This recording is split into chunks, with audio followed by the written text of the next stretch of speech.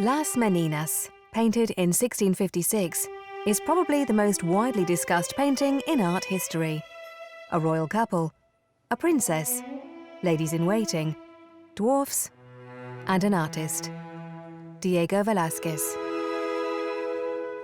In this, his only self-portrait, he depicted himself at the age of 57, vaunting his knight's insignia, the shining proof of his membership of the nobility, which he'd been chasing after all his life.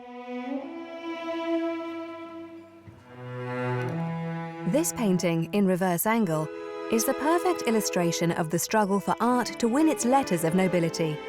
Depicting a painter beside the royal family was particularly daring in the 17th century.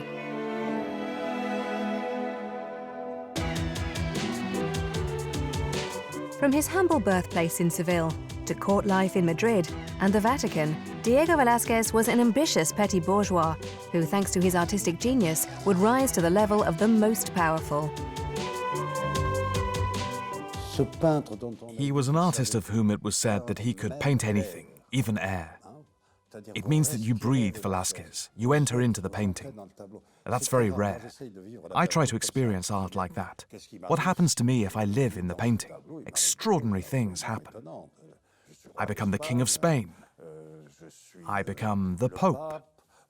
I become Venus at her mirror, which is quite a change. I become Las Meninas. They're all masterpieces. His was a life of journeys, aesthetic shocks, ambition, and even lies. The man who was the very incarnation of the king's portrait painter is considered today to be the painter's painter. How did Velázquez manage to get himself knighted and be counted among the greatest men of his time? What were the man's dreams and the artist's secrets?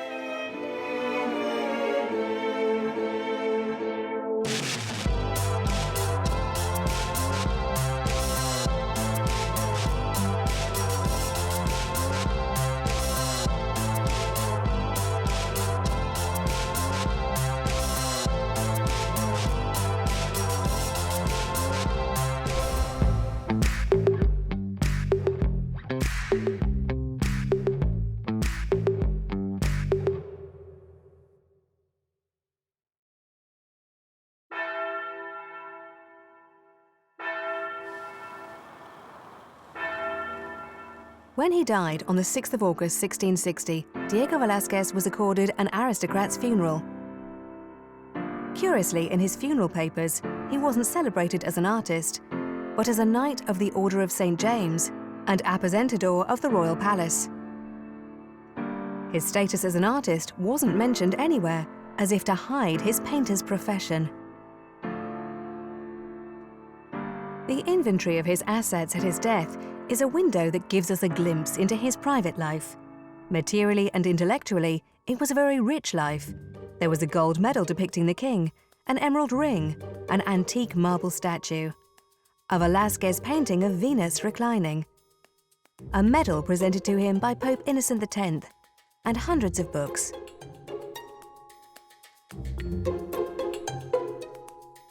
All these are clues that reveal the little-known life of this major artist.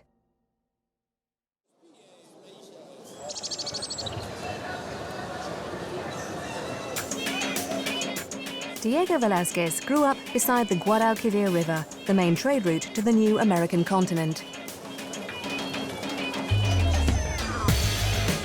Seville had been the cultural capital of Spain since Andalusia was recaptured from the Muslims.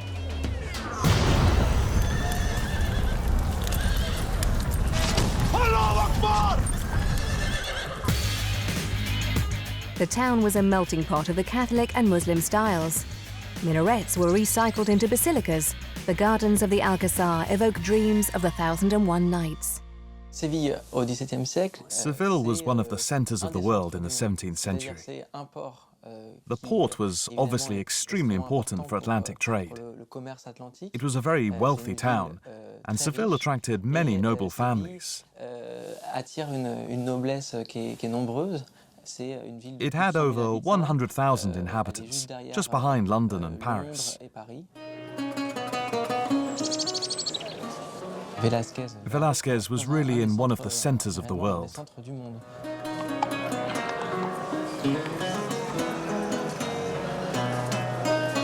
was in this house, in the teeming city of Seville, that Diego Rodriguez de Silva Velázquez was born in June 1599. With his 7 brothers and sisters, Diego grew up in this modest house shared with other families in this working-class area.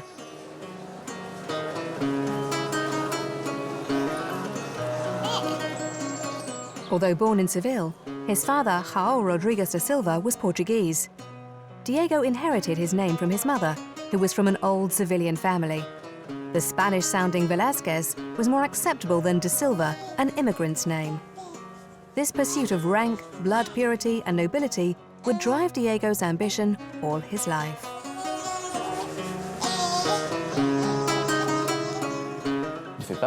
He didn't come from a family of artists. His father was a lawyer, his mother was the daughter of important merchants in Seville, so it wasn't preordained. Little information about his childhood survives. But before becoming the artistic genius who would endure for centuries, young Diego showed early talent.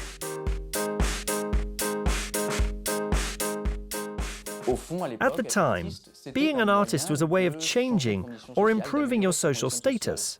And for a bourgeois father, it was a perfectly acceptable career for his son to be a painter. And indeed, the brother of Velázquez also became a painter. In December 1610, Diego's father placed his young son in the studio of the erudite Francisco Pacheco to train as a painter, signing an apprenticeship contract for 6 years.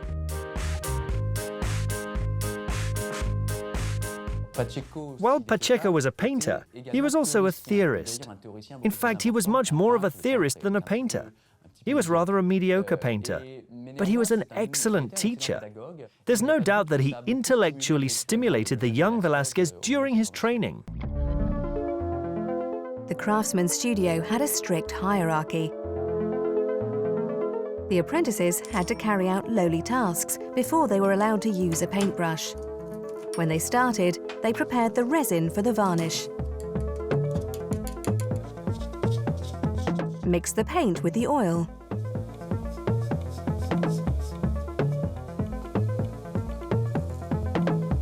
Or cleaned the brushes.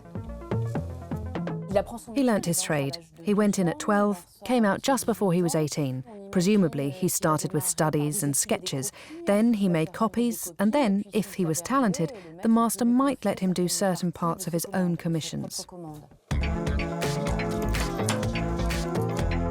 In the studio, young Diego soon showed his ability and even became his master's favorite.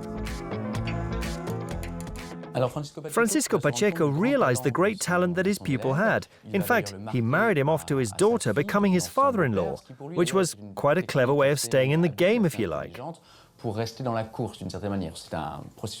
It was a very traditional process of social homogamy, where the best pupil marries the boss's daughter. 2 daughters were born from his marriage to Juana Pacheco. The painter's family moved into a house given to them by his teacher and father-in-law close to the Alameda de Hércules, a more upmarket area of Seville compared to where Diego grew up.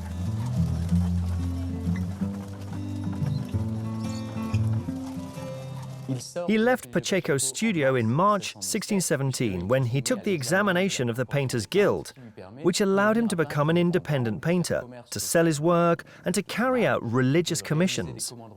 That was not allowed until he was a painter according to statute, and to open a shop to have studios and therefore to earn an income. From his early years, Velázquez's work was different from the art being produced at the time, which was mainly religious paintings to decorate the walls of churches and convents. Against the academic advice of his teacher, he turned towards a naturalistic Baroque movement inspired by Caravaggio, an artist who painted working-class haunts. With these choices, Velázquez adopted the modernity of the Spanish Golden Age. In all the arts, the real life of people was highlighted, as in literature with the picaresque characters in the novels of Cervantes. There are only 2 families in the world: the haves and the have-nots. Velázquez painted bodegones. They were views of taverns, snapshots of a simple life. One of his first works, which has a striking realism, is the old woman cooking eggs.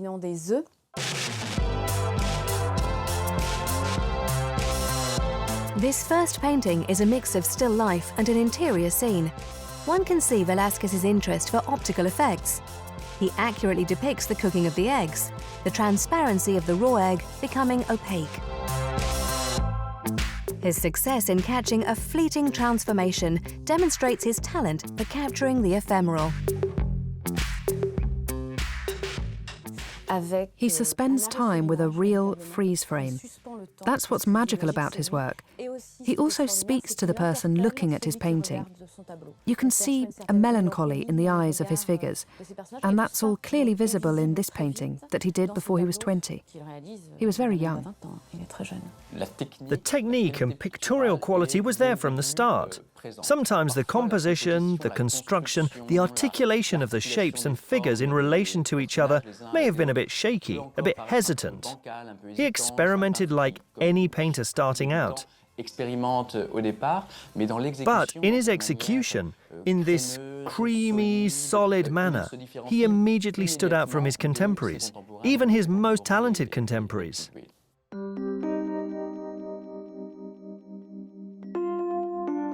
His legend was being created under the watchful eye of Pacheco, his father-in-law, who wrote the biography of his protégé, Arte de la Pintura, Su Antigüedad y Grandezas. Combined with a history of art and its giants, such as Rubens and Titian, the manuscript mainly told the story of Velázquez's rise in society to the royal court.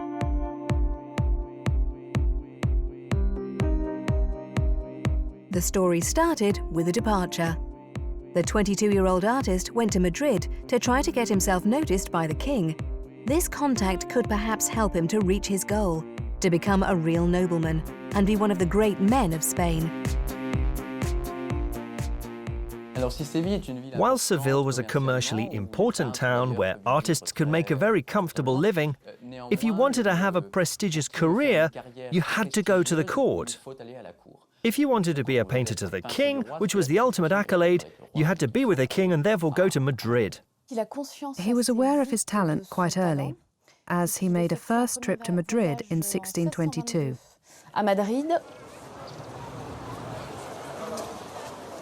Officially, he was visiting El Escorial, but he already had in mind the idea of meeting, if not the king, at any rate, important members of the aristocracy and the court. When Velázquez went to Madrid, he must have arrived in a world he'd fantasized about, the world of the court, somewhat over his head. His strategy was that of the little mouse who observes. He must have been very shy and fearful of seeming provincial beside all the great men of Spain gathered there.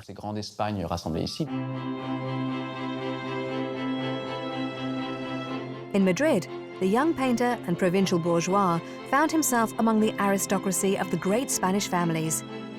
It was this social pressure that drove him into starting a lie.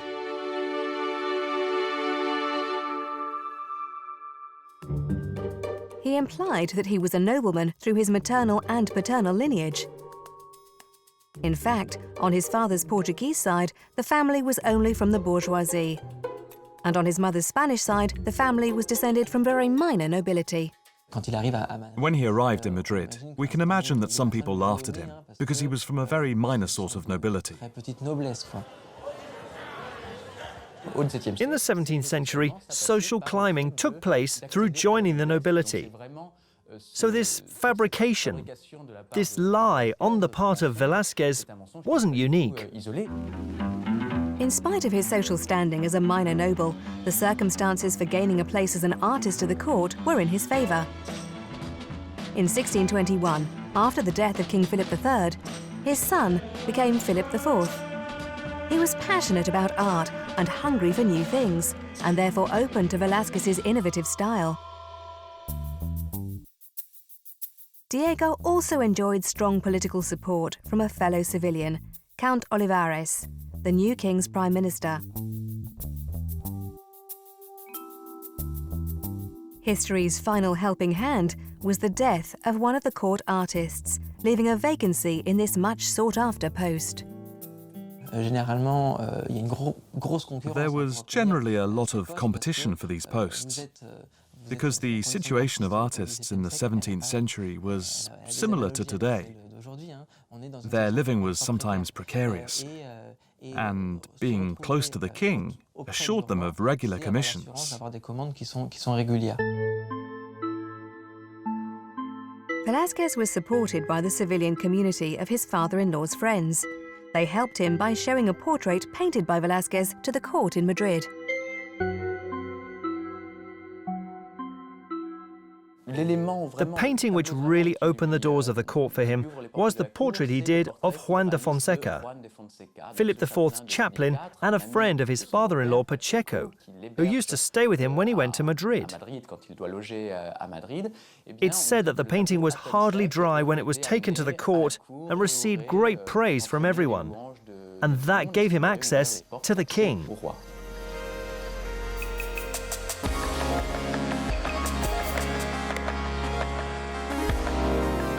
Here, he showed his talent as a portrait painter.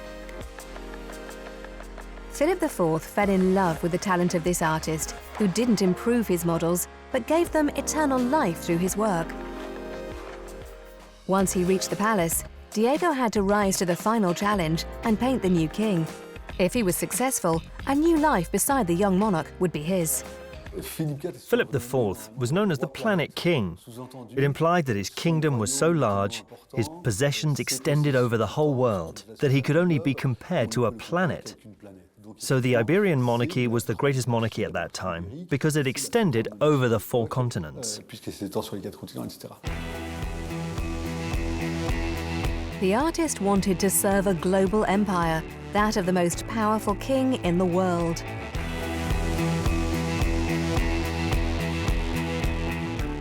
His great opportunity to paint Philip IV came famously on the 30th of August, 1623. It was a real chance to demonstrate what he was capable of doing.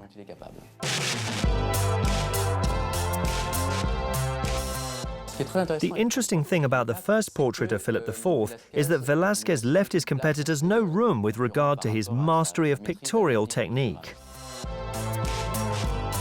It was the first portrait of the king by Velázquez, and this painting sealed their relationship for the next 30 years.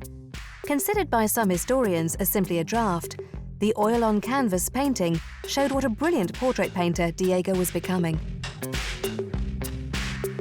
Velázquez made his mark through perfect execution and the fact that his models looked alive in his paintings. There was obviously the use of chiaroscuro, and also a very particular way of outlining volumes. And then there was his unusual way of painting portraits, which brought out all the psychological features of his models. The figures obviously had the final touch added to their eyes.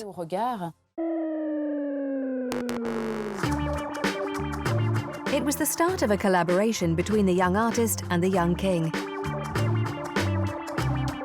They both needed each other, one to climb the social ranks, the other to ensure his political communication.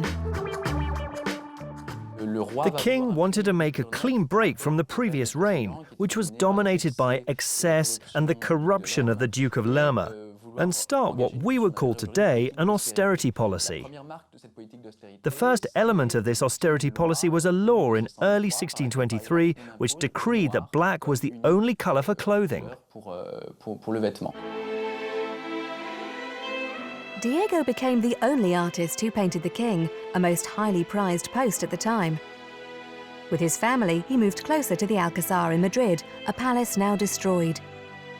He lived in the austere and pious court of Spain in order to carry out his work for the king. The young sovereign appointed him as his painter because he could sense in him the great artist that the civilian was to become.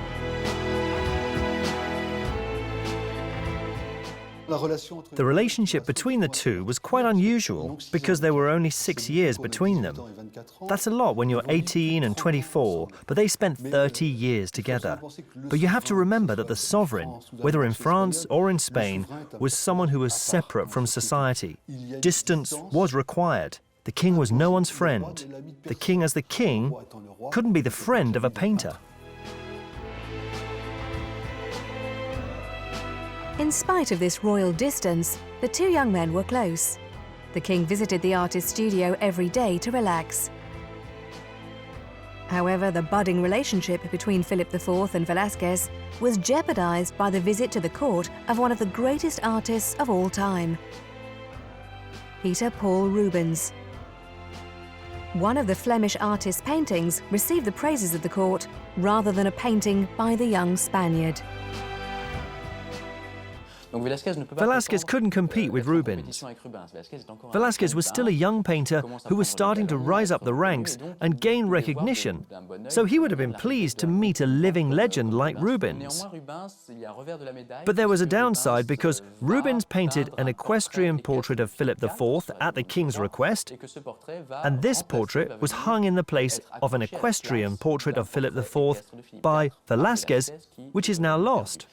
So they had to take down the Velázquez to hang the Rubens in its place.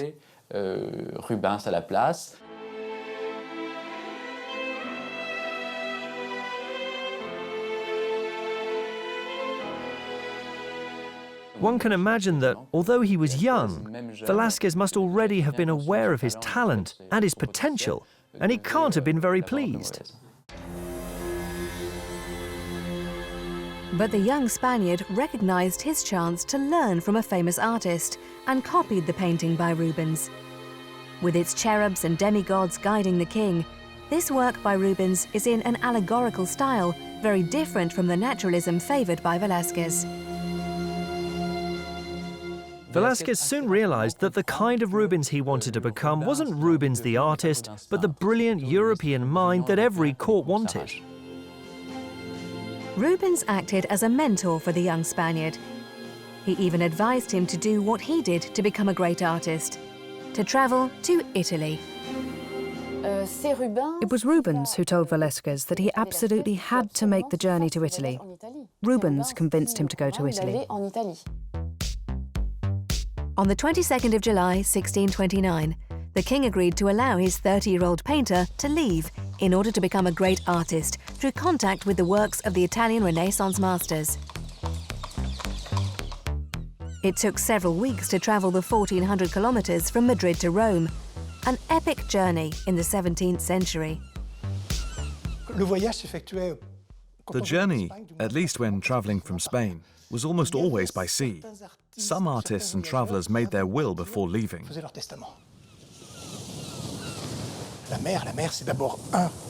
The sea meant storms, first of all, and obviously that was scary. Then, especially in the Mediterranean, and especially for Spaniards, it meant pirates, particularly Barbary pirates and corsairs from North Africa, who had the nasty habit of capturing ships and taking those on board prisoner. In addition, there were all the risks of the voyage, even for important people. The bad smells on board, the lack of space, and of course seasickness. So all that meant that the sea voyage, even for important people, was a terrible ordeal. For Spaniards, it was inevitable. On the 23rd of August, 1629, the ship arrived in Genoa. After a trip to Venice, Velázquez reached his goal, Rome, the art capital of the world. It was the place of antiquity. So, for an artist, as for any humanist, let's say, of the 16th or 17th century, so that's Velázquez, if you wanted to acquire knowledge with a capital K, you had to go through antiquity. No question. And antiquity was present throughout Europe, but of course the greatest concentration was in Rome.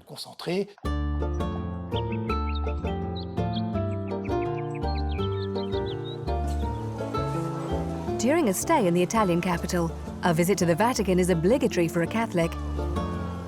Diego, at the ripe old age of 31, could marvel at St. Peter's Basilica, which had just been completed.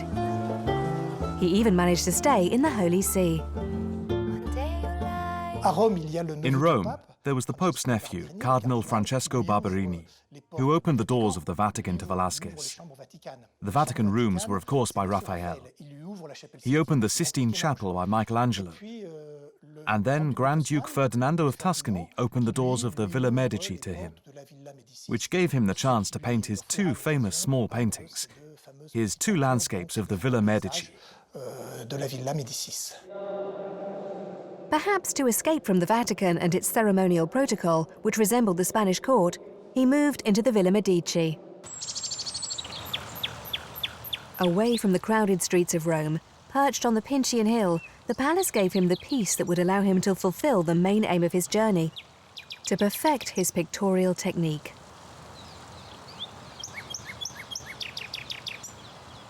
He spent the summer at the villa. In that time, he painted two landscapes, which were his first or even his only landscapes, and perhaps the first open-air paintings in the history of art, in the gardens of the Villa Medici.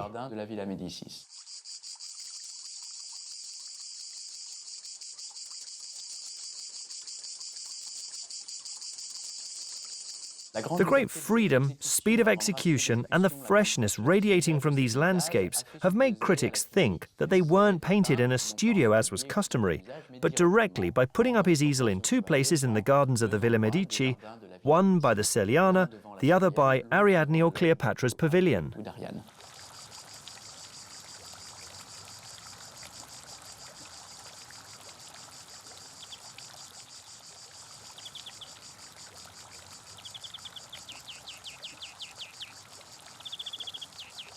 In the 17th century, paintings were done from sketches that the artist reconstructed in the studio in an improved, ideal, or even biblical landscape. Here, Velázquez shows us real landscapes. Works in progress, without disguising them. When he chose to depict this pavilion, it was a training exercise for him. Far from the pressures of the Spanish court, he was teaching himself to depict nature.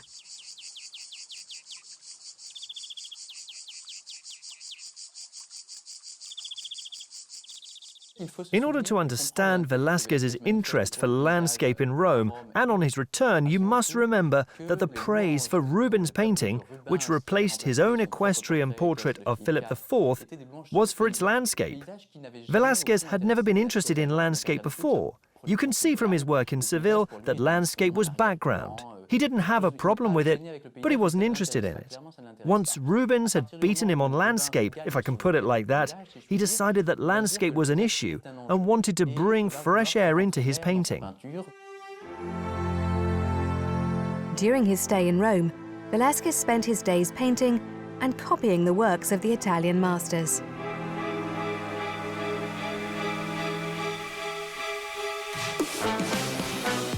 He had plenty of entrees into ecclesiastical circles, but few into the Roman aristocracy, whose company would have brought him the contacts necessary to his rise in society.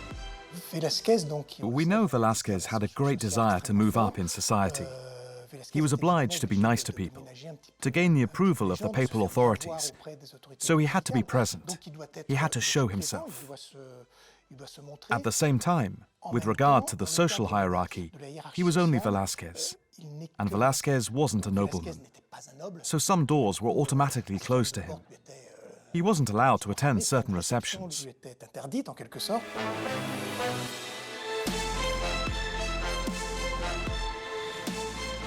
These difficulties with the Roman aristocracy brought him back to his status as a non-noble artist, simply an employee of the king. Nevertheless, his pictorial development and the contacts he made in the Vatican made this year in Italy a major step in his pursuit of success.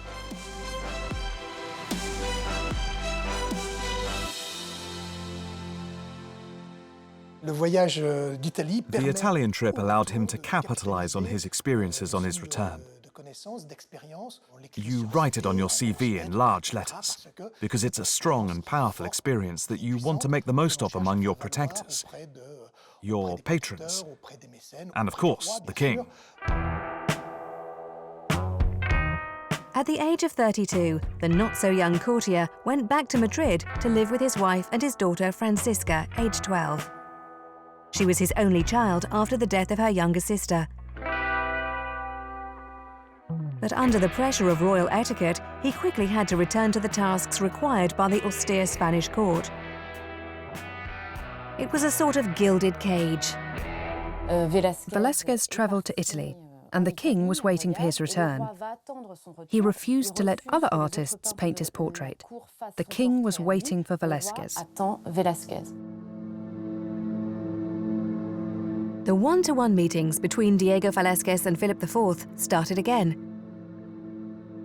This is the fourth portrait of about 10 they did together.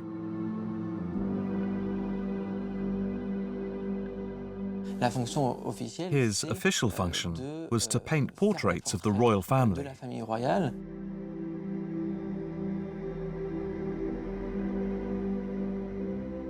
And he would paint at his easel using sketches, because it was obviously tricky to get the king's time.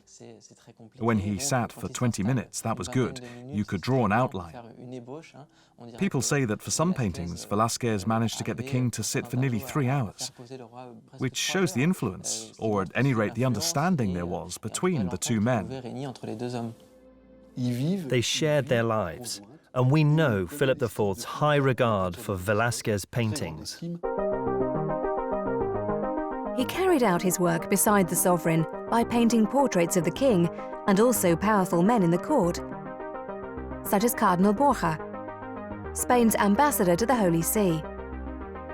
He painted them without restraint, without covering up their flaws, without concessions. This is what's fascinating about Velázquez. On the one hand, he venerated the thing he wanted to achieve, i.e. ennoblement, and on the other hand, he painted these noblemen as he painted street people, or alcoholics in the beginning, with features that contain something simple, coarse and rough, something common basically. This is an art of ambiguity, and one can feel that it's faithful to the person he really must have been, which is someone torn between a fascination for something greater and awareness that what is greater really isn't greater at all. Inside the palace, he documented real life, not a fictional version of it. He captured live images, as the first documentary makers would do later. The painter told the story of palace life and its royal pleasures. Like this scene of the young prince learning the art of equestrianism, watched by his parents, ministers of the kingdom, and even dwarfs, who were then called creatures and figures of fun. In order to paint all these portraits, Velázquez set up his studio in the palace, close to the king. There he experimented with different painting techniques, which would allow him to invent his unique style. Velázquez had a fairly free touch, which allowed him to play with the light, the effects of the clothes, the skin tones, and to give such a realistic finished effect that when you come up close, you think that it's not abstract, but at any rate a very free touch. But as soon as you move a bit further away and look at the painting, its realism is striking. From his first paintings in Seville, he avoided the conventional style of precise imitation in favour of an apparently confused style, which recreated in the eyes of the observer an image close to reality because of the vibration and intensity of the light, a concept formulated later by the Impressionists. At the time, it was shocking. He even had a long brush made so he could stand at a distance from the canvas. Standing back, the artist looked from a distance before making his bold brush strokes, which in turn had to be viewed from a certain distance. The interesting thing about this specific brush is that it introduces consideration for the viewer, so art which is oriented towards an audience. So with this brush, as you described it, if you're 3 meters away, as you often are when you look at a painting, you'll get a magical impression of extraordinary luminosity. But in fact, when you get closer, you can see how it's done. That means there's a sort of pact with the audience.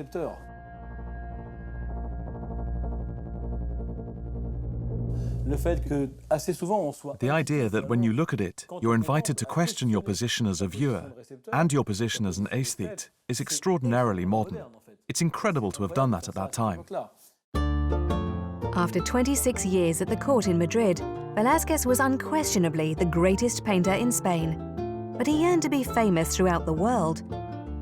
So, with his ambition growing, he asked the king for permission to return to Rome.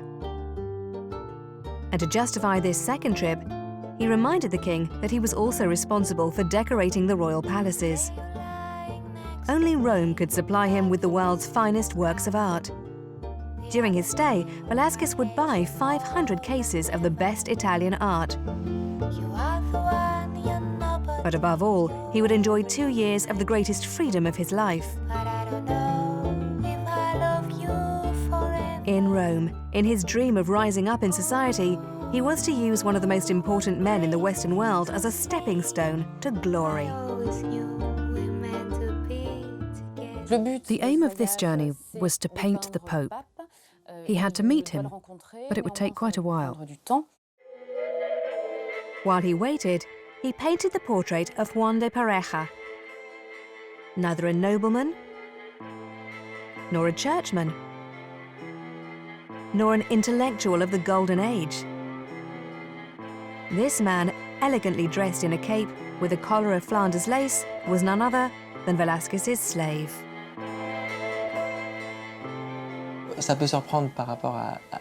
It may be surprising in comparison to France that there were slaves in Spain in the 17th century. They were to be found mainly among the great aristocracy for the purpose of ostentation. So having slaves showed that you were rich and powerful. But for an artist like Velázquez, you also find that slaves acted as servants and helped with everyday tasks. The portrait of his traveling companion and servant was a noble one, far from his social status as a slave.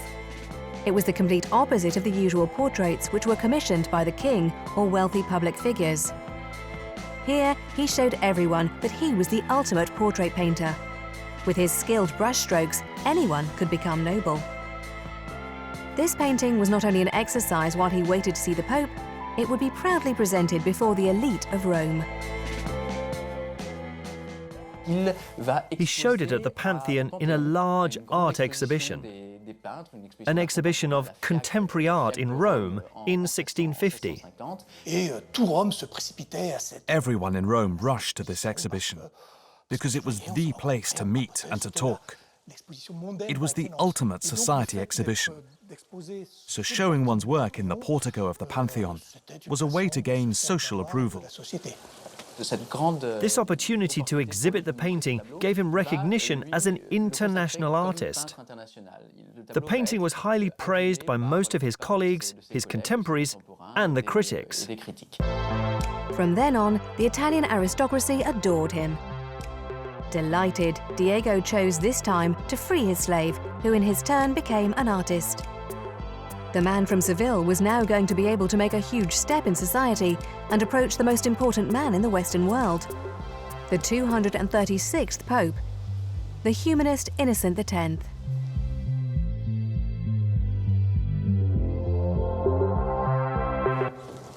In the summer of 1650, Diego finally obtained an audience at the Holy See.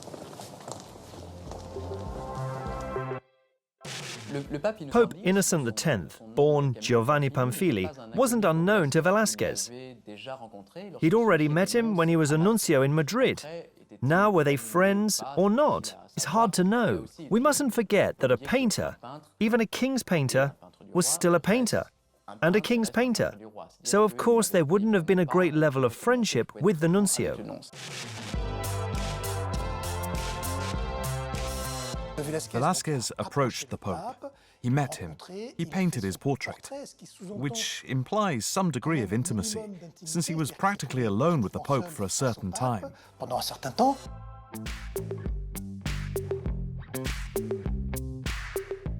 When the Pope saw Velázquez's portrait for the first time, he exclaimed, "Too true!" There's a sort of realism in the gaze that immediately catches your attention. Satisfied with his portrait, the pontiff presented Velázquez with a medal and gold chain, which the artist kept until the day he died. In Rome, thanks to his portrait of the most powerful man in the world, Velázquez joined the court of the great artists.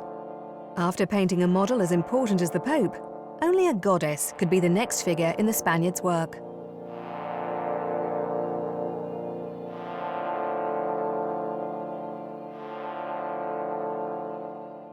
Venus at her mirror. I beg you to show it, if only for a few moments. I worship this Venus at her mirror.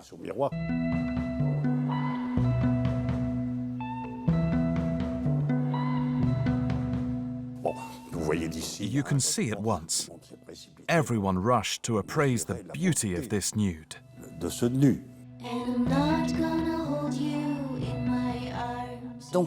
Spain was a very Catholic country, where people didn't paint portraits of female nudes in such a sensual and voluptuous way. The Italians and Venetians in particular had a lot more freedom. In Spain, under the Inquisition, nudes were only painted from statues, whereas in Rome, living models posed for artists.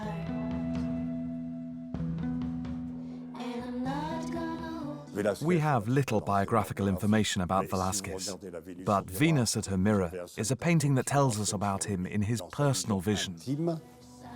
Since he decided to depict Venus, the goddess of love, it no doubt meant that the naked woman who posed was no stranger to him. It's said to be the portrait of his mistress, Flaminia Triva, who was a young artist he met in Rome. So he painted this voluptuous nude with her wonderful buttocks. It's obviously a nude which will always be important in art history. At the court in Madrid, far away from artistic and moral freedom, King Philip IV grew impatient and complained about Velázquez's long absence. He wrote to his ambassador in Rome to hasten the artist's return. You know how lazy he is. Make him return by sea and not over land, as it might take even longer. I, the king. Velázquez obeyed the king's orders. His return to Madrid at the age of 52 marked the end of his last period in Italy. From then on, King Philip IV kept him close to home, offering him an opulent lifestyle.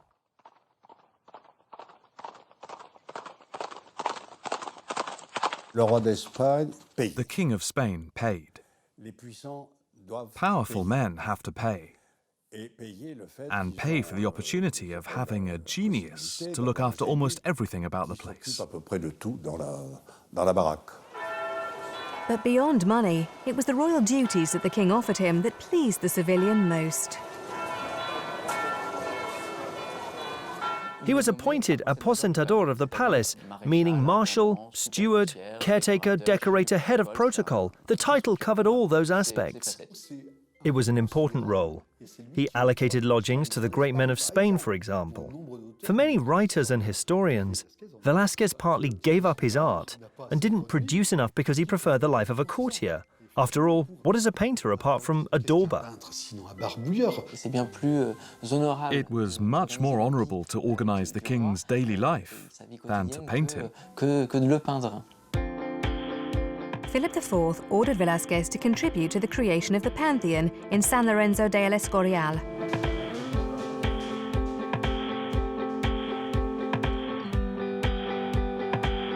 As one of his many duties, he decorated this monument designed to receive the remains of the kings of Spain. He arranged the layout of all the elements of the mausoleum, such as this Christ on the cross, brought back from his second journey to Rome.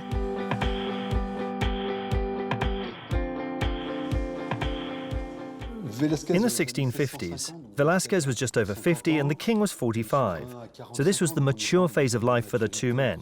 The importance of Velázquez beside Philip IV was growing. proof of the closeness between the king and the artist is shown in this letter the sovereign wrote to his confidant, Sister Maria de Agreda. There are no portraits of me because none have been painted for 9 years. I don't want to submit myself to Velázquez's composure, not only because his slowness exhausts me, but also because I don't want to see myself growing old. I, the king. It's quite phenomenal to see the change in the face of Philip IV over the years. At 16 to 17 years old, he had prominent lips and a projecting lower jaw. And you see him grow older, with more marked features and shadows under his eyes.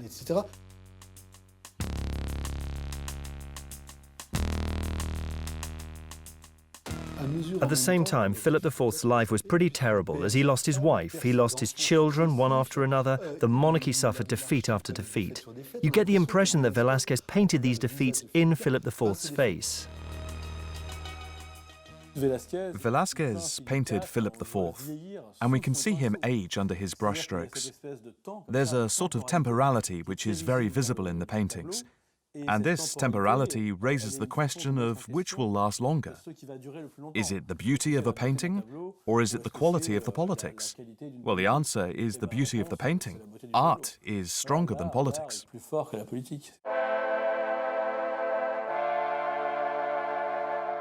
At the age of just 57, Velázquez painted a masterpiece, which has caused more ink to flow in writing about it than it took paint to produce it.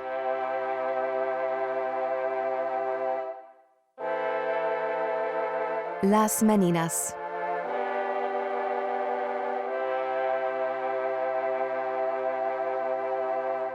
This is Velázquez's only self-portrait, with the royal couple shown reflected in the mirror. It's a strange portrait of the family of Philip IV, painted in the Alcazar Palace in the artist's studio.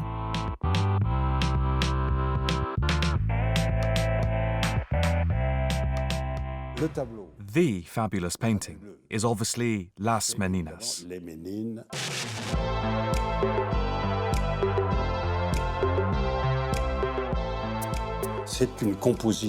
It's a composition of remarkable interest, because you mustn't forget that Velázquez was in his own space, so he is the man of power. He is the king. The king is a background figure in the painting, an extra. He's going to disappear. That's the mystery of painting. It's the poetry in existence pushed to the extreme limits of freedom in order to take power. I can take power through painting. The amazing thing when you look at this painting is that you're projected into a field of the possible infinity.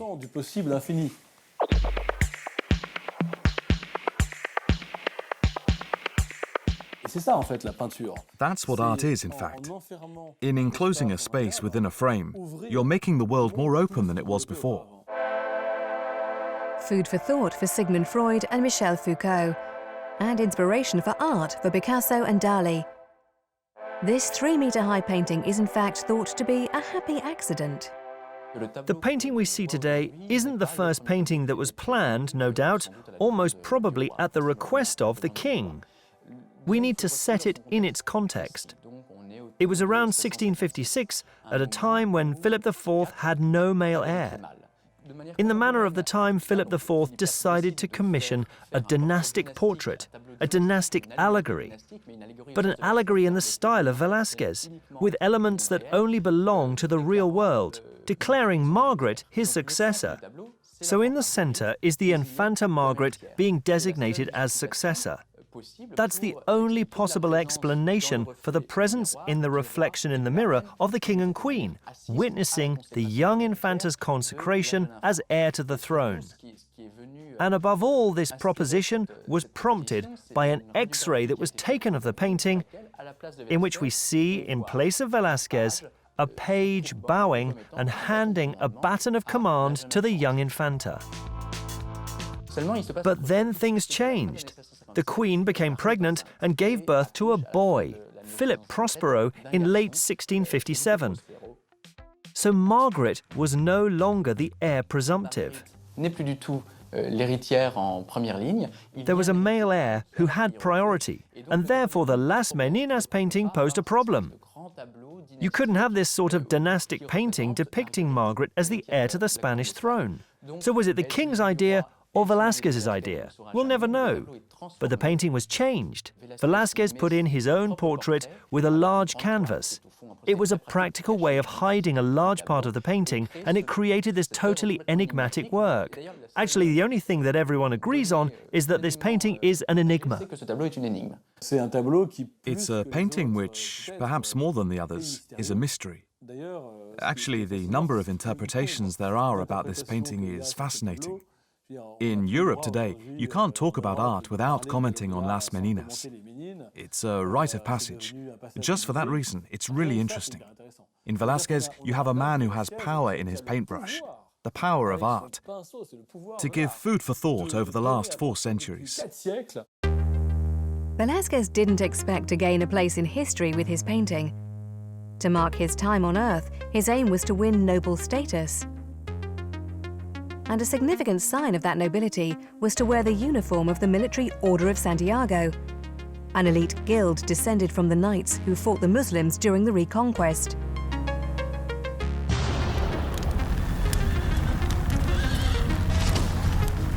He postulated for this knighthood, agreeing to the investigation dispatched by the Council of the Order.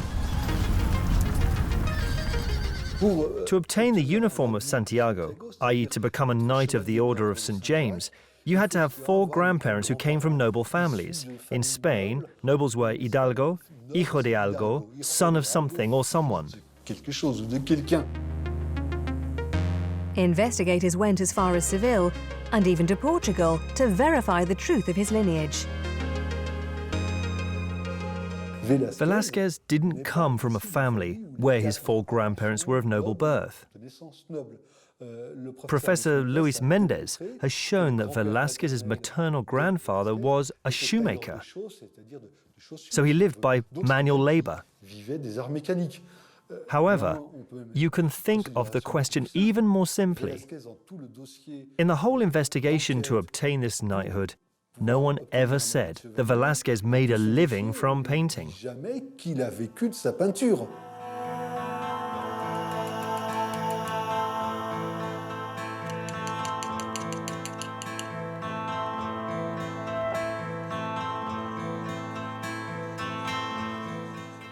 You couldn't make a living from painting. It was manual labor, as opposed to the liberal arts, which were noble arts. Manual labor was degrading. The Council of the Order concluded that Velázquez's presumed minor nobility was insufficient for him to be made a knight. But with the support of the King of Spain, the painter of Las Meninas saw his pseudo-nobility confirmed by his entry into the Order of Santiago. Once he obtained his insignia, the Cross of the Order of Knights, he obviously changed his painting and depicted himself with the cross on his clothing. After 58 years of work and lies, Diego Velázquez had finally fulfilled his dream of becoming one of the great nobles of Spain. But in vain.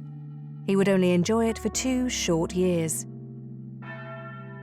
On the 6th of August, 1660, struck down by a virulent disease, he died in his house in Madrid.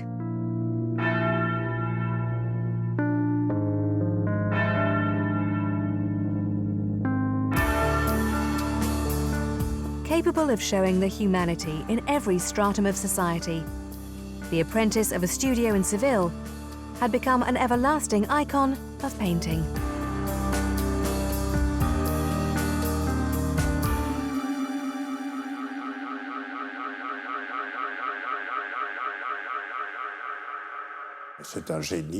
He was a genius of the complexity of life and of power, as a painter has to be.